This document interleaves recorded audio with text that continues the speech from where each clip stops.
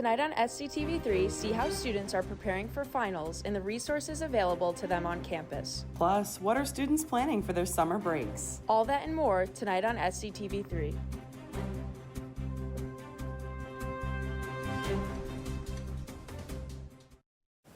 Hello and welcome to the final weekly news broadcast of the year.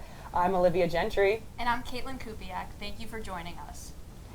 We begin tonight on Alden Street. With finals just a week away, many Springfield College students are feeling the pressure from late night study sessions and stressful deadlines. But students don't have to face it alone. Springfield College offers several resources to help students stay on track academically and mentally. I spoke with staff at the Academic Success Center and the Counseling Center to learn what support is available during the final push of the school year. Finals season is here. And for many Springfield College students, that means long nights, high stress, and a lot of pressure. But there are resources on campus designed to help students stay on track and take care of their mental health. From late night study sessions to managing stress and practicing self-care, preparing for finals can be overwhelming. Lauren Gray from Springfield College's Counseling Center says she likes to provide students with the helicopter method during finals week. I find that something that I'm often able to do with students is maybe put everything out in front of them, like externalize it rather than holding everything in and internalizing it. Another resource on campus is the Academic Success Center, located on the 3rd floor in the Learning Commons.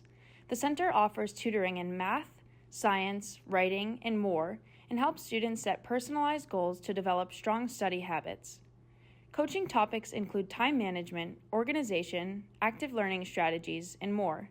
Kenny Dalton from Springfield College's Academic Success Center says why students should use the center to their advantage. Our team here really want to be a hub for students to be able to meet their academic goals and to focus and use all the resources available.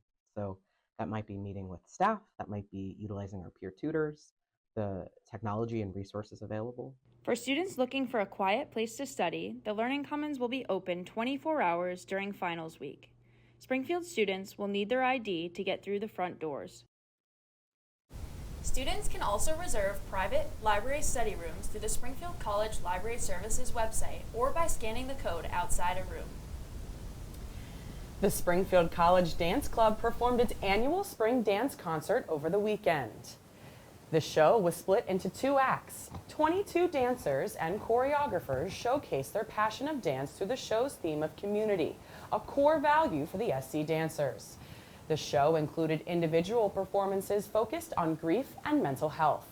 Each act had a dance designed by a senior dance major student, which included original choreography that highlighted issues like the social stigma against women. Julia Merck, the president of the club, is proud of the show the group put together. Seeing all of the dancers rally together to put that together, and the depth and the willingness that all of the dancers were able to take is just something that I don't feel like you'll find elsewhere. The SC Dancers Club holds amateur nights where all levels of dance experience are welcome. 2 annual student publications have hit the press.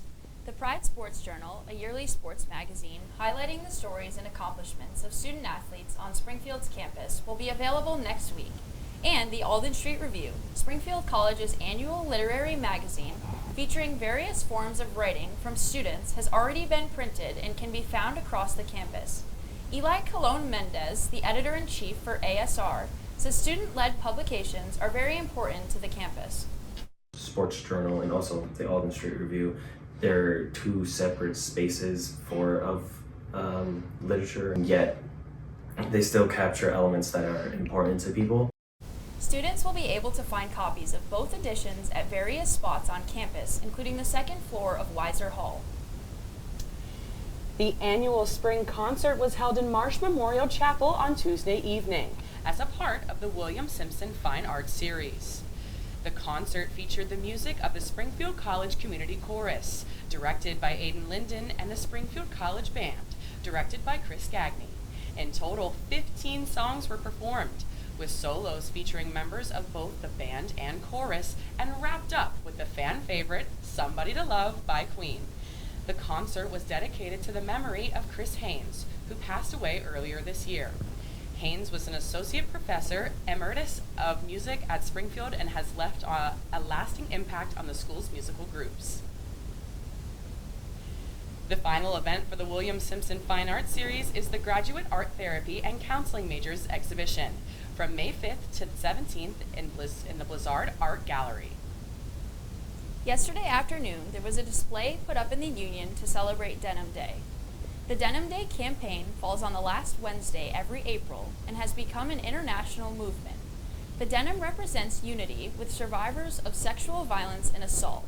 Its purpose is to bring awareness to sexual crimes and especially to highlight the problems with victim blaming. The table in the Union featured a message board that students could write on, as well as contact information for resources for those who have dealt with sexual violence, like the YWCA of Western Massachusetts. The campaign doesn't just aim to raise awareness of these problems, but to educate others and encourage conversations about preventing future crimes. 3 students have been working on a new startup based around credit usage. The group hopes that one day it will become a mainstay in the fintech industry. SCTV3's Patrick Fergus has more. 3 students at Springfield College are trying to make their mark in the fintech industry. Arash Hussein, a junior computer science major, is the chief operating officer for a new startup entitled Smart Credit, which serves as a new resource for credit card holders. Then we did the depth research about that, like massive need of this one in America. Average people have more than 4 credit card users. Millions of people are using the credit card. After doing the numbers of days, week of the research, we thought, okay, this is the idea where we want to tap it. Smart Credit is currently in the development stage and aims to provide recommendations and alerts for credit card users. The final goal of the program is to create an app that can instantly and effortlessly recommend which credit card to use for any purchase, with an intelligent location tracking system and an AI-powered engine to identify the maximum cashback for its users. Joining Hussein is Camille Shrestha, who has tackled the thousands of lines of code needed to get the app ready for customer use. You never know, like, if your program is going to be able to handle like thousands of requests at one time or not. So you never know, like, how your program will work on a live server. To get the branding and purpose of Smart Credit out to possible investors, they recruited Dixay Upadhyaya, who says it's been a new type of challenge trying to market the startup. It's very different in a sense because you're marketing something that's not really tangible, something that people can't really see because our app was still in progress. And it's a new challenge in itself because that really puts your speaking, your ability to present or give a narrative to a thing that does not exist in different kinds of like this networking events has been a special privilege because it has really tested my skills. Throughout the year-long process, the students have been brought closer together through their shared heritage, as they are all international students from Nepal. Except our work, we do our work, like we do coding, we do projects, we do everything, except that we like whenever we are free, like we can talk about like other aspects also, like we can talk about what we love, like what we love to eat. Having that privilege to bring Nepali community and to reflect that has been another, like it adds another layer to our story because it's an amazing one. Being an international student and having a startup, like having that idea and actually bringing it to life is beautiful. The Learning Commons right behind me has become a sort of home base for the group over the past year. The next steps, though, are clear. Over the summer, they will work hard to raise capital from investors and venture capitalists and bring smarter credit usage to their users. Reporting for SCTV3, I'm Patrick Fergus. A demo version of the software is available at smartcredit.tech. With summer weather on the mind, what does the forecast say for the final week of classes? Reese Merritt is in Studio B for our local and national weather update. Reese, what are you seeing? Thanks, Kaitlyn. As warmer air and sunny skies have stretched across campus, tomorrow may be your last chance to soak up that last bit of sunshine. There will be a high of 79 late tomorrow afternoon, but as you can see, clouds will shift into the weekend and into the beginning of the week. Temperatures sticking around in the 60s. During that cloudy stretch, though, you may want to pack a hood as a chance of scattered showers remains present up until Tuesday evening of next week. But we hold on to a little bit of hope as Friday should hit 70 degrees and that sun may finally show just as finals are beginning. Now looking at national headlines, severe storm stretched from Texas to New York on Tuesday, having left at least 3 people dead in Pennsylvania. There were more than 300 reports of severe weather from North Texas up to New York, including likely tornadoes, wind gusts surging past 100 miles per hour, and hail and heavy rain that caused flash flooding yesterday afternoon. More than 400,000 customers were still without power across Pennsylvania, while multiple school districts delayed opening or stay closed. Pittsburgh Mayor Ed Gainey said cleanup and restoration efforts were underway and urged residents to stay off the road unless travel was essential. Back to you guys in the Studio A. After the break, we speak to Braden Shea, the outgoing editor-in-chief of the Springfield Student, the campus newspaper. I don't think that many kids in my son's school even do it. He makes fun of his friend who vapes. He would never try it. She's into soccer. She's on the honor roll. She's just not the type. No way. No way. No way. No way, my kid would never vape. Get your head out of the cloud. Today, nearly 8,000 kids will start vaping, maybe even yours. Learn about the dangers at talkaboutvaping.org. My opponent is completely disregarding almost half of my arguments which I responded to. Communities must step up Laws and alone protest cannot against this stop normalizing. bullying. Well, I completely disagree. Point of inquiry, do you guys even realize that the #1 killer of children and teens are gun injuries? You're probably starting to realize now, this is not a debate. There is no adult in this earth that wants children to die. I worry for my kids.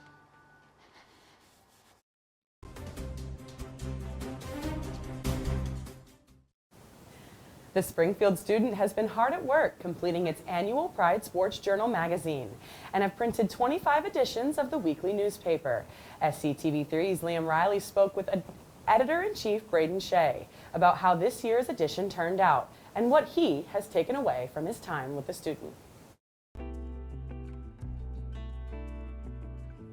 Well, it was around October of my freshman year, and Marty Dobrow we had an assignment for his class cover event. I did a seat at the table event.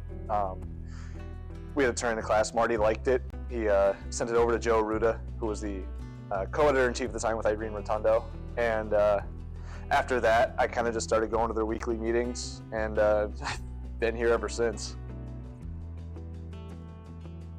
One, it's making sure everybody's actually doing their jobs, keeping everybody else in check. But it's reaching out to our printing services, make sure that they got all the files and things like that. It's making sure that layout is done on time. It's making sure that everyone's stories are going to be in on time. I've kind of reached a point where I don't want to say stepped away, but I've let other people kind of take on more responsibility. So I'm more of just an overseer at this point.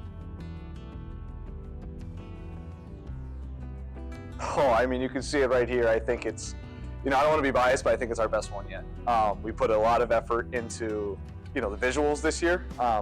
We also wanted to get the timing down so we can get it when people are still on campus, but I'm unbelievably proud of how this one came out. It feels more like a real magazine and less like a student magazine. It's been very nice. So the PSJ one, my sophomore year I did one on Jen Thomas, who's a women's lacrosse coach here. It was during her first year, kind of just got lucky, was doing a story on her for the newspaper, just like a, introduction to her, and ended up, she has an incredible story, and she let me write, she was very open, let me write that story on her. That was a lot of fun to do. I felt like that, I wrote that pretty well. For newspaper-wise, there's another feature. It was also my sophomore year on Jojo Gonzalez, who was a graduate assistant wrestler, who was just, I enjoyed the lead. The team loved him. He was a great guy to talk to himself. He was, just one of those fun stories. And afterwards, he was very appreciative of it. He even said that his dad loved it. So it was, one of the few times that, you get a lot of really good feedback on a story. That one was really fun to do as well. Shea has also spent a significant amount of time interning for the athletics office, working in sports information. On Monday night, the Athletic Leadership Series held another speaker event focused on culture for leaders in sports. The panel featured legendary Springfield College coaches and leaders, women's basketball coach Naomi Graves, men's lacrosse coach Keith Bugby, and swim coach Howard Hines, and sport management professor Heather Gilmore. The four shared their insights on what it takes to build and maintain a strong team culture. For students in attendance, they were put into breakout sessions to discuss some of their takeaways. A member of the Athletic Leadership Committee, Brian Pacific, said it's important to learn from leaders on campus. So for these events, it's a great experience, first of all. You get some of the best advice from some of the greatest minds we have at Springfield or beyond. You know, we have a committee that works very hard to get people from all perspectives to come in and answer questions that we spend a whole semester planning. So this is a meticulously planned event that takes a lot of work. That is a group effort from multiple graduate students, plus the director of the Athletic Leadership Program. From stories of championship legacies to personal lessons, attendees left with practical tools for impacting their teams. Now turning to some of the biggest national stories from this week. The retrial for Karen Reed started last week after her first trial ended with a hung jury and a mistrial last July. Key witnesses are now facing questioning from the defense and the prosecution. SCTV3's Lanaya Delgado has more on the developing story. Jen McCabe describing the first word she heard in a frantic 5 a.m. phone call from Karen Reed on January 29th. The critical witness taking a stand Tuesday afternoon. McCabe was there for most of the events around John O'Keefe's death and helped Karen search for him the following morning. And she told me she didn't remember being there. And then she went on to say, she started saying, could I have hit him? Did I hit him? Who is Jen? She's the sister of Nicole Albert, who's married to Brian Albert. The couple owned the home at 34 Fairview Road where O'Keefe's body was found on the lawn. McCabe was out at the bar Friday with the group. She invited John and Karen to the after party and says she saw Karen Reed's car outside. Did they ever make it in the house? No, they did not. Defense alleges John O'Keefe went inside the house that night and was beaten, contrary to the state's theory that Karen Reed hit him with her car. Was there ever any fighting? No, none at all. Jen McCabe did not see John O'Keefe's body on the front lawn as she left the house. She was woken up hours later when Karen Reed called, and she describing finding John an hour or so later. First, I just stood there for a minute because I couldn't believe it was him. Karen Reed is facing trial for the second time and has pleaded not guilty to second-degree murder, manslaughter while operating under the influence of alcohol, and leaving the scene of a personal injury and death. Prosecutors say she hit and killed O'Keefe, a Boston police officer who she was dating. Her previous trial was declared a mistrial after a hung jury. With SCTV3, I'm Lanaya Delgado. Reed is set to be back in court tomorrow for the second week of trial, held at Norfolk Superior Court in Dedham, Massachusetts. Over the past couple of days, tens of thousands of union workers in Los Angeles County went on strike. The workers said they protested repeated violations of labor laws and a failure to bargain in good faith. SCTV3's Chris Schoenleber has more on the historic strike. This week, union workers in Los Angeles County are accusing the county of failing to fairly negotiate a new contract. Over 55,000 workers over the past 2 days have protested the unfair labor practices and are demanding more pay and staffing. I want to see all these hard-working folks that are out here with me today get what they deserve. They need a contract where they can live. Right now, everything's expensive. We need to have a good contract. A 48-hour strike began Monday evening. Yesterday, 10,000 union members flooded the streets of downtown to rally and march. The union says 14 members were arrested. A sea of purple marched from the Hall of Administration, where the board of supervisors were meeting yesterday morning. We are here for an unfair labor practice strike because Los Angeles County has failed to come to the table to bargain with us in good faith. We have been bargaining since December. The residents and union workers of Los Angeles County feel they are being treated unfairly and protesting to make their voices heard. The protests mostly impacted the workforce for health clinics, public libraries, and environmental cleanup services. Union leaders said they will continue to push for a better deal. Reporting for SCTV3, I'm Chris Schoenleber. In total, 14 union members were arrested, but spokespeople say they are still motivated to reach an agreement. This past Tuesday marked 100 days since President Trump took office as the 47th President of the United States. His first 4 months have been headlined by his tariff policy and illegal immigration efforts. Here's more. President Donald Trump's first 100 days in office have made significant impacts on U.S. life. In his current time in office, the U.S. has seen changes in border security, the economy, and federal employment. One of President Trump's greatest 2024 campaign promises was to increase border security and limit immigration within the U.S. My administration has increased arrests of known and suspected terrorists by 655%. And sent military troops to hinder illegal crossings. Tom Homan, Director of Enforcement and Removal Operations, spoke earlier this week about the current state of the border. 12,000, some days 15,000 illegal entrants in the United States. You know what the number was the last 24 hours? 178. President Trump also made moves to decrease inflation and food prices for the average American. Trump's tariff policy has created a steady rise in food costs, but he believes the policy will bring back jobs to the U.S.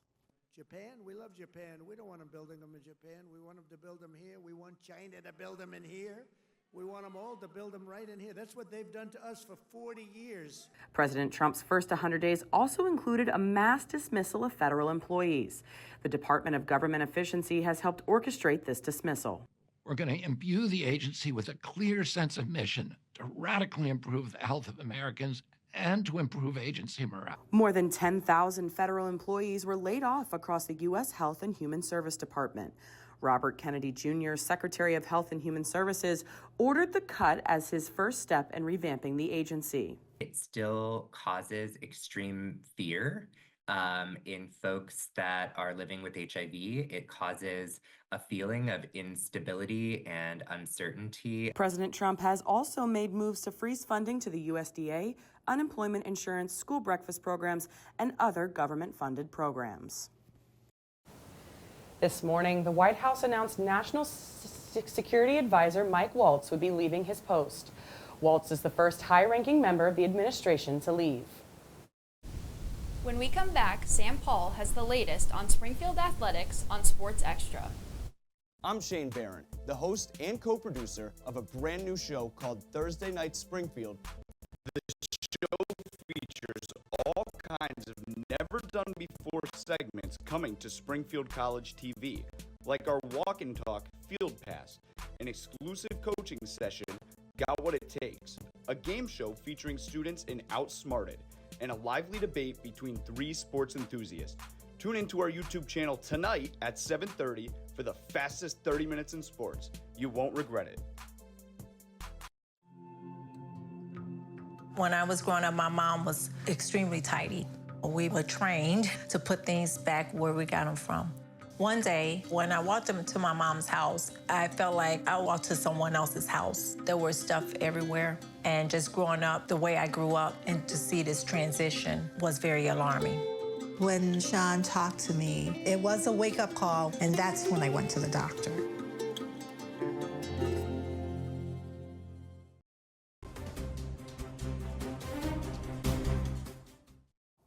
Hello and welcome to SCTV3 Sports Extra. I'm Sam Paul, bringing you the latest on all things Pride athletics. Here's how Springfield College athletics performed this week. The women's lacrosse team won its opening round of the NEWMAC playoffs against Wheaton College 18-1 this past Saturday. Despite the rainy conditions, the Pride got out to a dominant start and never looked back. Lily Johnson and Samantha Andreessen both shined in the win, tallying 4 goals each. Springfield College up 5-0 against the Lions in the first period as Isabella Mazzi finds Lily Johnson in front of the net, who fires in the team's 6th goal of the game. The women's lacrosse team's playoff run ended against MIT last night in a 9-6 loss.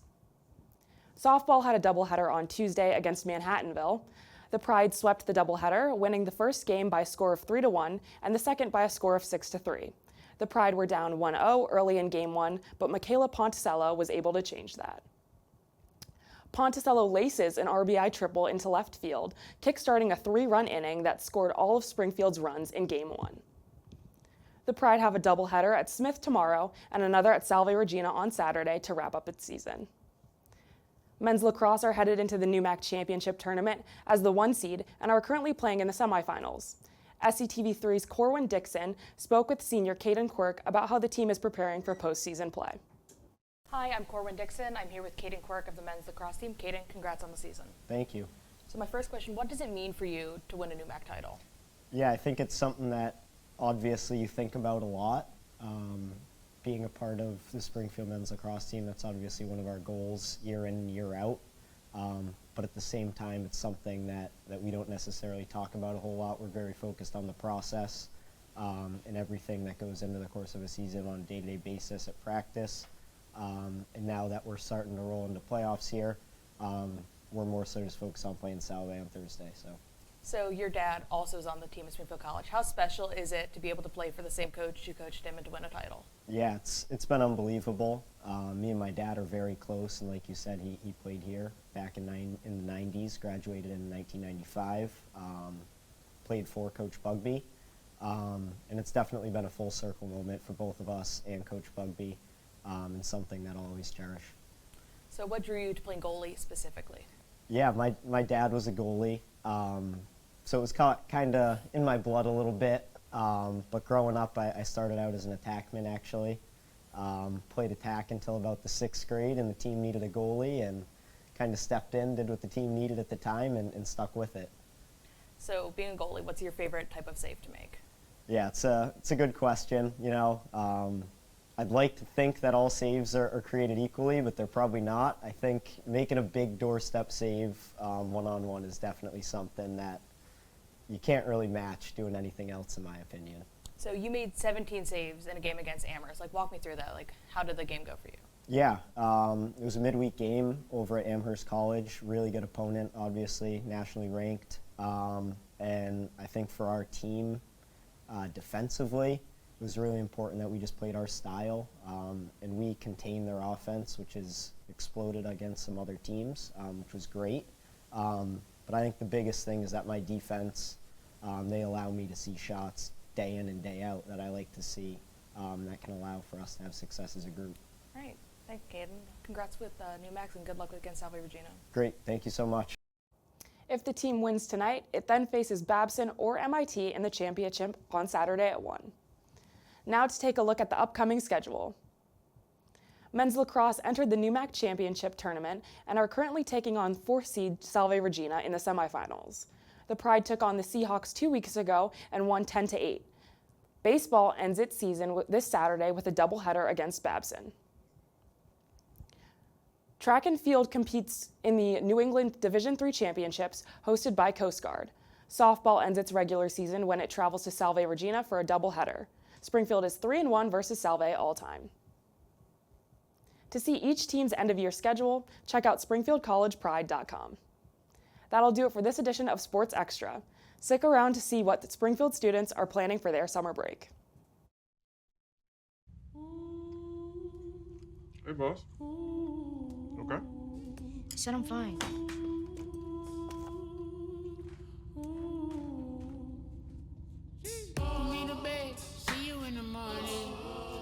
With the frosted Superman, but it wasn't on it. And we lost it. You can talk to me.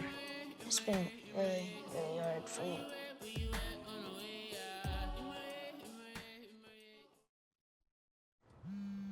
Oh, Vanessa. You gonna text her back?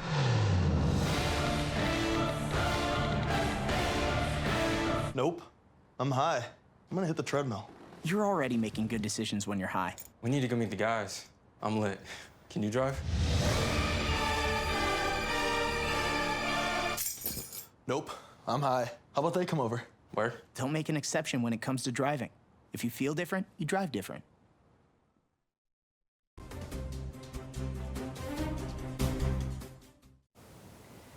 With the final week of classes quickly approaching, many students have their minds on the end of year and summer break.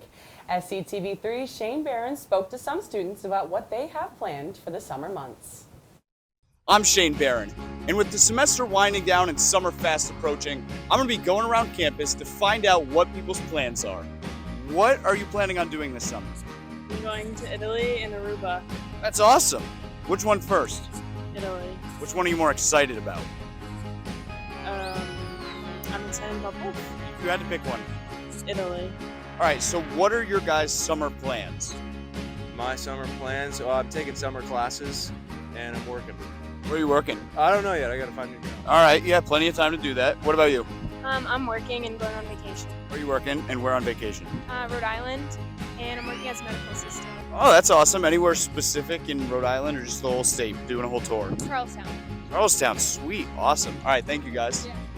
All right, Emily, what are your summer plans? I'm going to St. John's actually. Which is fun. St. like the university? No, the island.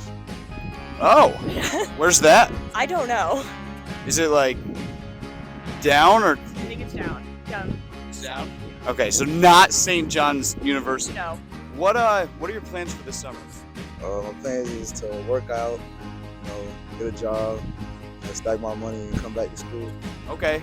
Any idea where you're gonna be working? I'm trying to get the security job. I'm trying to get take this class real quick.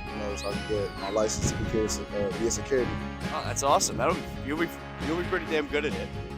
Okay, so obviously you guys are graduating. You're gonna have big summer plans. So what are they for you?